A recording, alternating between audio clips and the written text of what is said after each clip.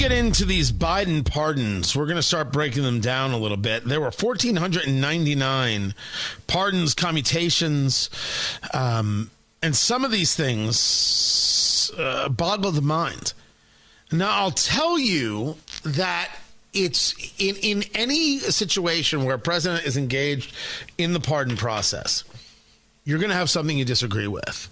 And to that end, there's a whole conversation that Andrew McCarthy had about pardons, and I think he is completely wrong. Tony Katz today. Good to be with you. Find everything at TonyKatz.com. And it's this idea of whether or not we should have a pardon. Should a president have the capability to offer up a pardon to begin with? I answer yes. So Andrew McCarthy had written over in the pages of National Review, the pardon power, don't mend it, end it. And he had written this.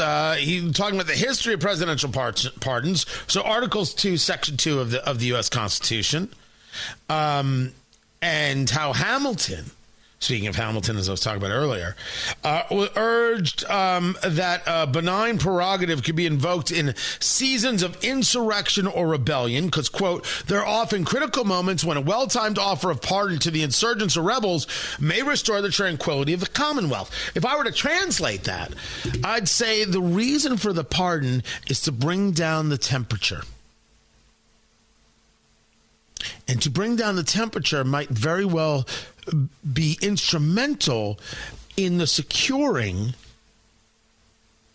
of liberty and of this young country, infant country that they were building. And one could argue, certainly, what we see of pardon power over the last 30 years is far different than what the value of pardon power could have been in 1792. By the way, the year Kentucky became a state, and 1792 bourbon, fantastic stuff. You should check that out. It's a little... I like to make the whole little cross-referencing there. When can your politics be connected with bourbon? And the answer is most times. Most times. The problem I see with the argument that Andrew McCarthy is making is that he does not like how the pardons have been utilized. But I would argue that in both cases, the pardon power is exactly what we thought it was, which is not political, although it can be used that way, and not legal, although it can be used that way. It is about the very concept, the American concept of compassion. That is the reason for the pardon. The idea that in America we can say something has gone on long enough. We can make the argument within the pardon that someone has served enough time. They've done enough to redeem themselves in the eyes of society. We can be people who say, you know what? This has gone on long enough. Go get on with the rest of your life now. And there's something wholly and solely and remarkably American about that.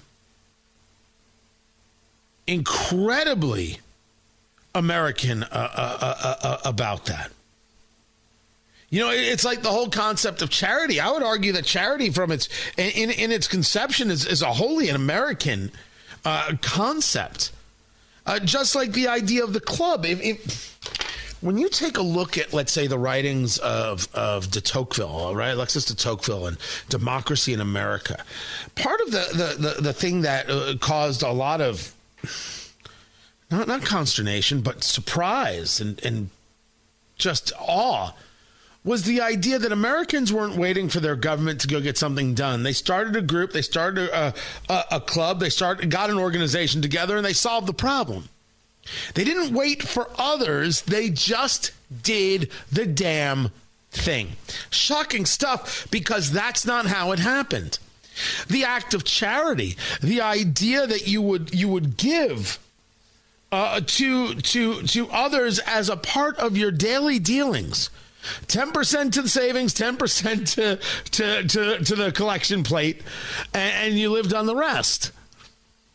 And maybe people tithe more than that. Just the very concept was the idea that we can help ourselves.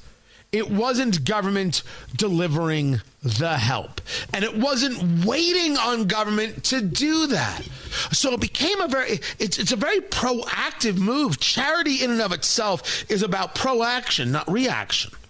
Now we see it, something bad happens and somebody puts up a GoFundMe and someone does this and hey, you can give it, right? Because an act of God, whether it's a hurricane or whatever, some bad act can happen and take place, and we want to help those people. But we have charities and ongoing and people being proactive, and hey, we can do something about, pick the subject X, come help us do something about subject X.